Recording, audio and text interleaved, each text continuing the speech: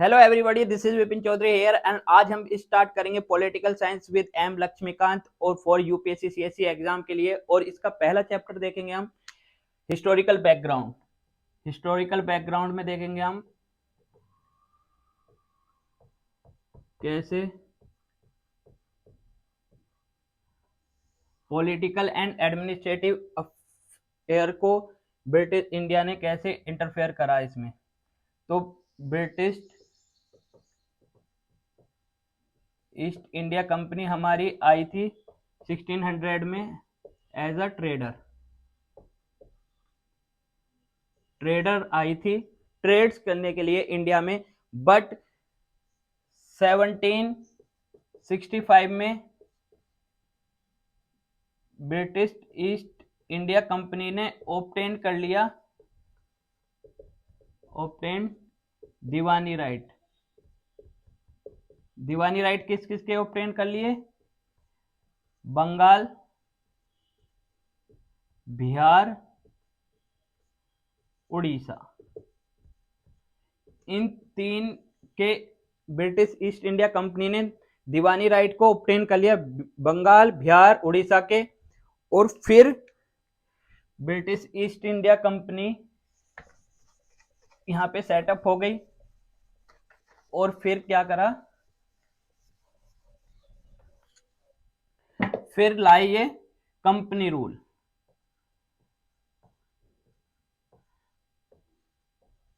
Company rule कब से कब तक चले? 1773 से 1858 तक। और पहला जो कंपनी रूल था वो था हमारा रेगुलेटिंग एक्ट 1773। इस एक्ट में क्या हुआ? इस एक्ट में ब्रिटिश गवर्नमेंट ने कंट्रोल एंड रेगुलेट करा affair of east India company. East India company के जो कंट्रोल था और रेगुलेट करा वो करा ब्रिटिश गवर्नमेंट ने। और फिर इसके बाद फर्स्ट टाइम पॉलिटिकल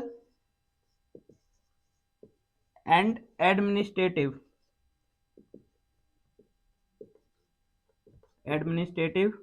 फंक्शन को कंट्रोल करा गया किसके साथ? ईस्ट इंडिया कंपनी ने। तो अब हम इसके कुछ फीचर देख लेते हैं। रेगुलेटिंग एक्ट के क्या क्या फीचर थे? तो उसके फीचर थे, पहला फीचर था जो गवर्नर थे बंगाल के,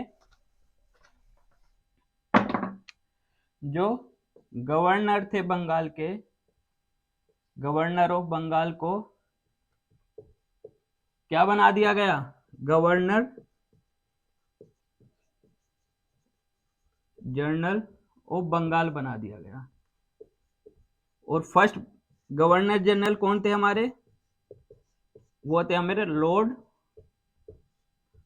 वॉरेन हेस्टिंग। पहले क्या करा गया? गवर्नर जनरल ऑफ बंगाल थे हमारे, उसको क्या बना दिया गया? गवर्नर जनरल ऑफ बंगाल बना दिया गया। और जो पहले गवर्नर जनरल थे हमारे वो थे हमारे लॉर्ड वॉरेन हेस्टिंग। और लॉर्ड वॉरेन हेस्टिंग के को असिस्ट करती थी एक एग्जीक्यूटिव काउंसिल। इसमें 4 मेंबर थे। ठीक है, इसका ये पहला फीचर था। जो गवर्नर जनरल ऑफ बंगाल थे उसको गवर्नर जनरल ऑफ बंगाल बना दिया गया। और पहले जो गवर्नर जनरल बने बंगाल के वो बने लॉर्ड वॉरेन हेस्टिंग। और लॉर्ड वॉरेन हेस्टिंग को एक काउंसिल असिस्ट करती थी, एग्जीक्यूटिव काउंसिल 4 मेंबर की। ठीक है, ये इसका क्या था? पहला फीचर था हमारा रेगुलेटिंग एक्ट का।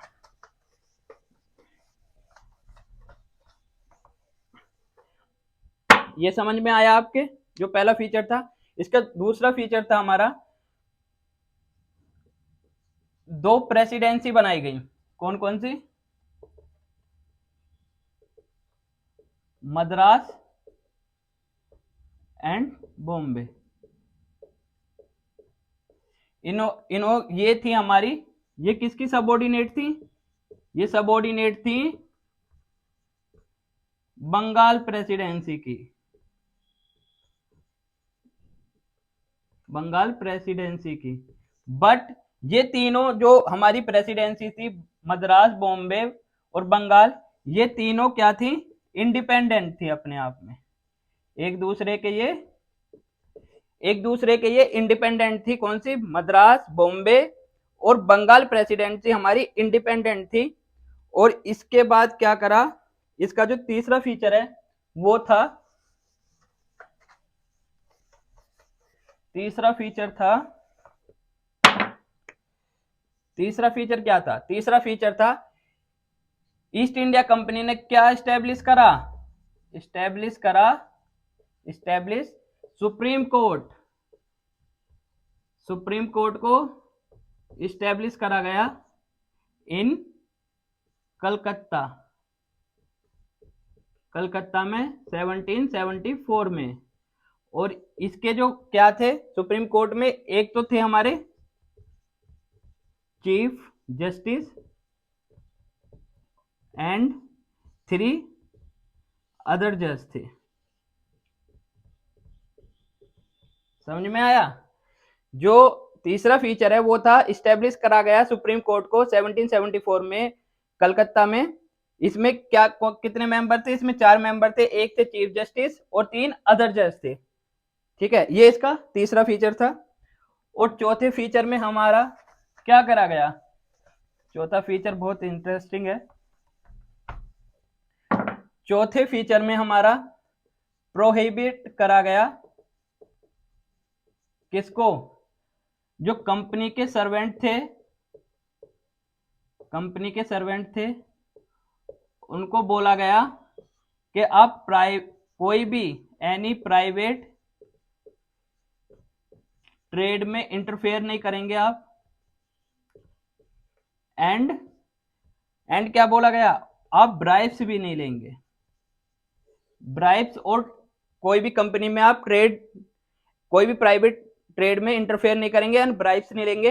ये इसका फोर्थ फीचर था और इसको प्रोहिबिट करा गया जो कंपनी के सर्वेंट थे। और इसका लास्ट फीचर है, जो इसका फिफ्थ फीचर है, वो था हमारा क्या? एक गवर्निंग बॉडी बनाई गई। क्या नाम था? Control of director. और ये किसको कंट्रोल करती थी? ये करती थी रिवेन्यू को देखती थी, ठीक है, मिलिट्री को देखती थी एंड ट्रेड को देखती थी। इस बॉडी का ये काम था।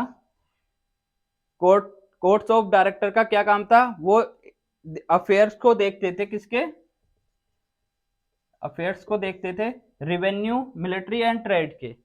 ये हमारा था रेगुलेटिंग एक्ट 1773, जो कि हमारा 5 फीचर के साथ मैंने आपको समझाया। आपको समझ में आया होगा। हमने देखा रेगुलेटिंग एक्ट 1773 और अब हम देखेंगे नेक्स्ट एक्ट। वो था हमारा second act, Pitt's India act 1784। ये क्यों आया पिट्स इंडिया एक्ट? जो पिट्स थे वो हमारे 1780 में प्राइम मिनिस्टर बने। किसके? ब्रिटेन के। और इन्होंने एक पार्लियामेंट में, ब्रिटिश पार्लियामेंट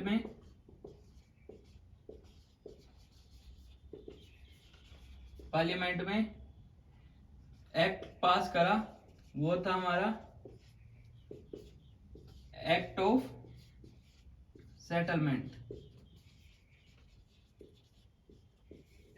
सेटलमेंट पास करा। और फिर हमारा आया पिट्स इंडिया एक्ट 1784। और इसमें हमारे क्या क्या फीचर थे हमारे 1784 के एक्ट में? जो पहला फीचर था हमारा, उसमें क्या कर दिया गया, उसमें हमारा इस्टेब्लिशिंग डुअल गवर्नमेंट को। अब इसका क्या मतलब है डुअल गवर्नमेंट का? तो इसका मतलब है कि जो डुअल गवर्नमेंट है, जो हमारा कोर्ट ऑफ डायरेक्टर थे, इनको क्या कंट्रोल करने के लिए दे दिया गया, इनको कंट्रोल करने के लिए दे दिया गया कमर्शियल अफेयर्स ओनली। और एक दूसरी बॉडी बनाई गई, बोर्ड ऑफ कंट्रोल।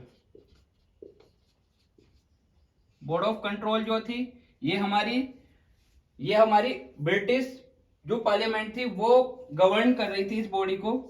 और इसके जो हाथ में दिया गया, ये किसको कंट्रोल कर रही थी, ये कंट्रोल कर रही थी पॉलिटिकल अफेयर्स को मैनेज कर रही थी ये वाली बॉडी। ठीक है, क्या करा गया, पिट्स इंडिया एक्ट 1784 में एक एक्ट पास करा गया, एक्ट ऑफ सेटलमेंट।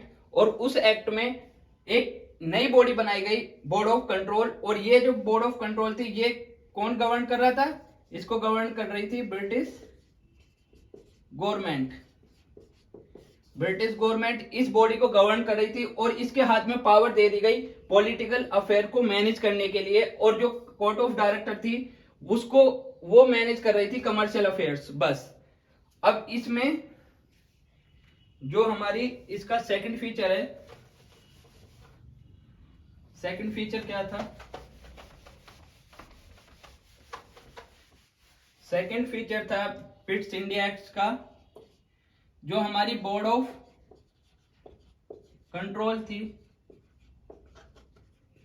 वो हमारी क्या कर रही थी, सुपरवाइज कर रही थी एंड रेगुलेट कर रही थी किसको, military, civil and revenue affair को। किसमें, ब्रिटिश पोजेशन ऑफ इंडिया। ठीक है, इसने क्या करा, बोर्ड ऑफ कंट्रोल ने जो ये बॉडी बनाई गई थी, और इसको कौन गवर्न करा था, वो कर रही थी ब्रिटिश की पार्लियामेंट। और इसमें ये क्या कर रही थी, सुपरवाइज कर रही थी एंड रेगुलेट कर रही थी किसको, military, civil and revenue affairs को, किसमें, ब्रिटिश पोजेशन ऑफ इंडिया में। तो ये थे हमारे दो एक्ट, 1773 और 1784। अब हम नेक्स्ट जो एक्ट है वो हम नेक्स्ट वीडियो में डिस्कस करेंगे। Thank you for watching.